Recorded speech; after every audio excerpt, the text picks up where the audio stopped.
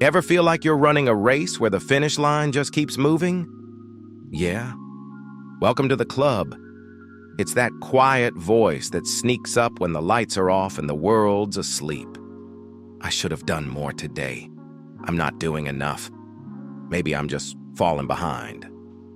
Sound familiar?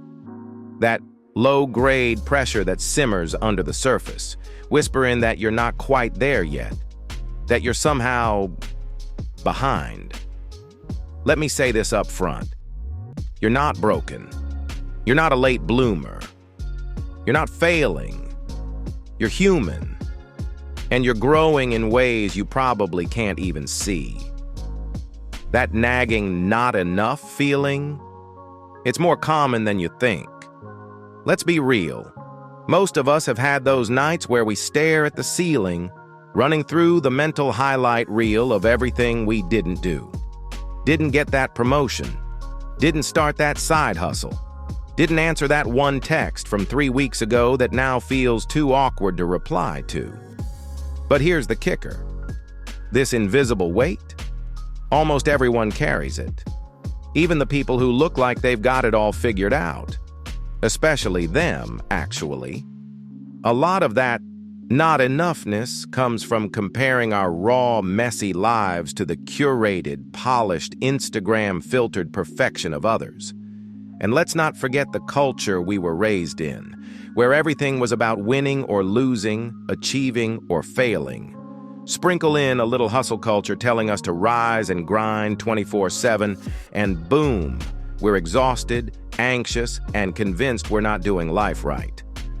But the truth, that voice that says still not enough isn't a truth teller. It's a trickster. The real problem isn't that you're not enough. It's that you were taught to measure your worth by the wrong standards.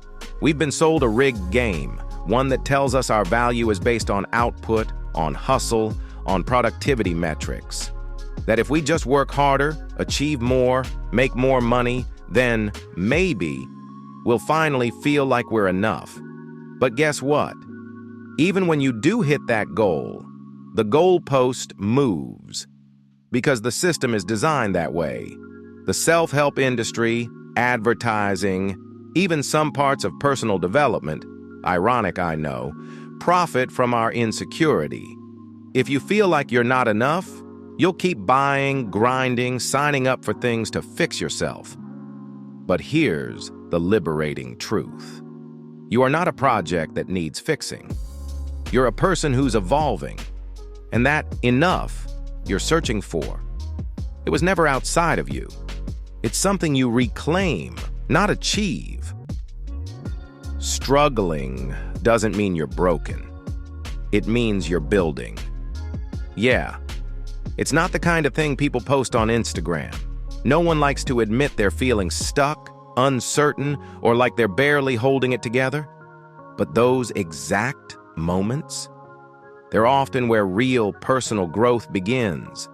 See, your brain loves the familiar, even when it's not good for you. So when you try to change, even in small ways, your mind sounds the alarm. Fear shows up. Doubt kicks in. Imposter syndrome crashes the party, but that doesn't mean you're off track. It means you're doing the work. It's kind of like working out. You push your muscles past their limit, they tear a little. And that's what makes them stronger. The soreness isn't failure. It's proof you're getting stronger. Same goes for emotional growth. When you sit with your discomfort instead of running from it, when you pause instead of reacting, when you keep showing up even when you don't feel ready, that's real transformation. Quiet, messy, and powerful.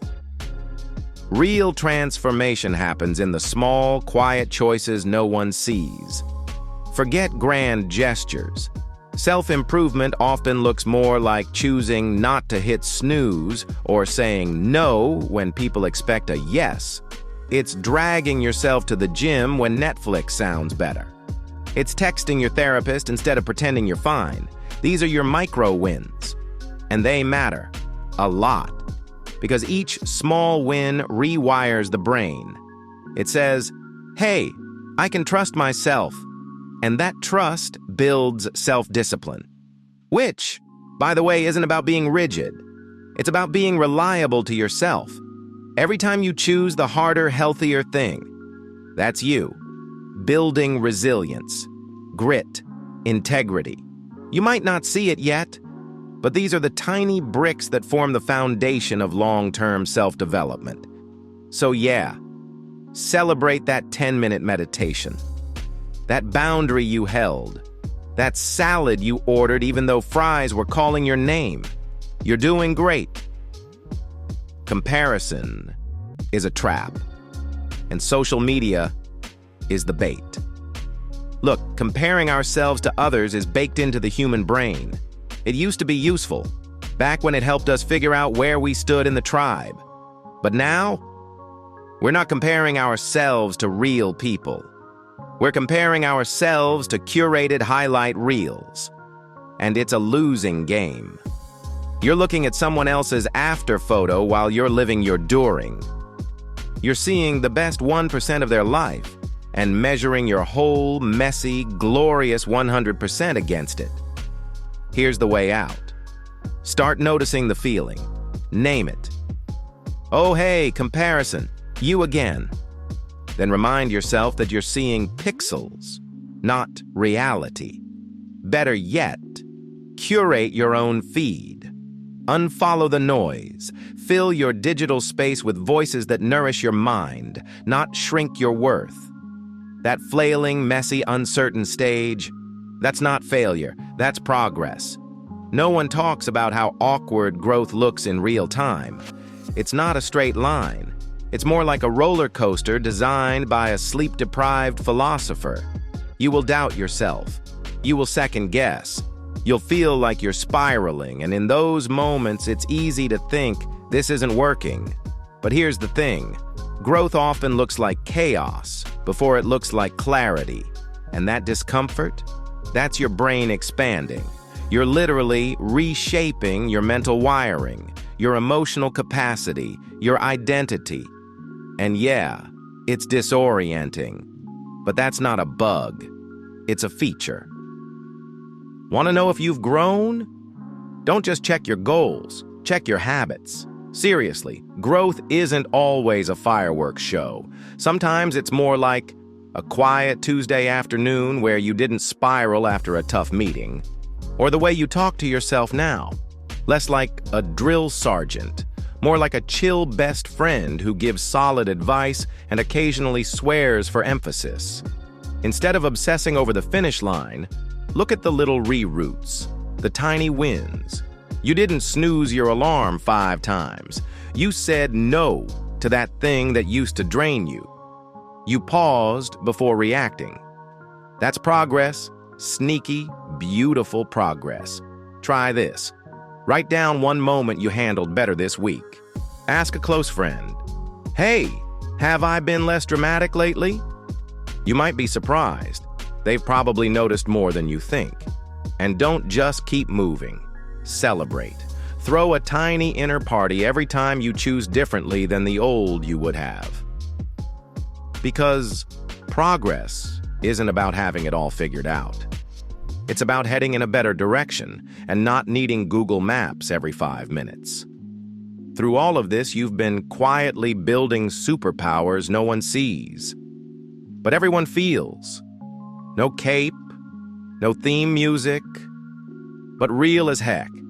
You've built courage to keep showing up even when everything in you wanted to binge watch life from the sidelines. Self-trust. To actually listen to that little voice inside you. You know, the wise one. Not the one that wants cake at 2 a.m. Wisdom. To learn from what went wrong instead of turning it into an endless highlight reel of self-blame. These don't show up on LinkedIn. No one gives you a trophy. Never underestimate them. They are what truly count. They're what carry you when life hits you with the emotional equivalent of a surprise group project. Due yesterday. They're the foundation of real personal growth, the kind that sticks, the kind that sustains you when things get messy. You might not check these off like traditional goals, but these are the wins that matter most. You're more ready than you think you are. Every messy experience, every failed attempt, every tiny win, they've all been sharpening you, strengthening you, preparing you. Readiness isn't about having everything figured out. It's about showing up. It's taking the next step, even if your voice shakes and your socks don't match. Confidence doesn't come from waiting. It comes from walking through the discomfort and realizing you didn't crumble. So let me leave you with this. You're not falling behind. You're unfolding. You're not lost. You're becoming. You're not too late. You're right on time. And yes, you're doing way better than you think. Join me next time on BetterMe, where self-improvement is serious, but we don't have to be.